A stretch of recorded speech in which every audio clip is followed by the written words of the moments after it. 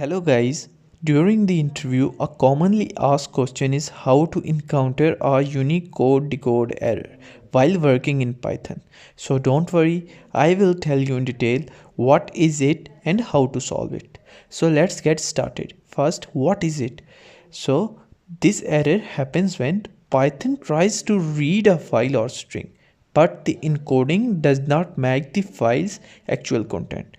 So whenever interviewer asks you a question, what is it? So answer it that this error happens when Python tries to read a file or string, but the encoding does not match the file's actual content.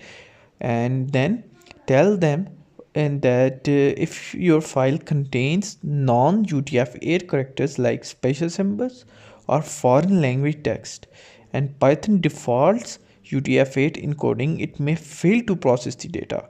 Now let's start. It's practical. You can see first I have two libraries of Python. First is pandas and the second is numpy.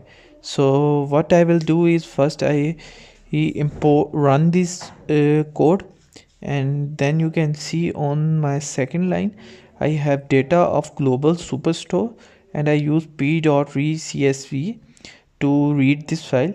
So if I execute it, you can see I got an error. A UTF-8 code cannot decode byte is 0x keep in position, so like that. So now I tell you that how you can tackle this issue. So click on this and use comma, then enter, and then write encoding equals single quotes or double quotes, then use Latin one and then execute it. You can see there is not any error in this. Now if I want to print this data, I use the data frame like this, and you can see our data has been uh, seen like this. If you find this video helpful, so please like, subscribe and comment in comment section.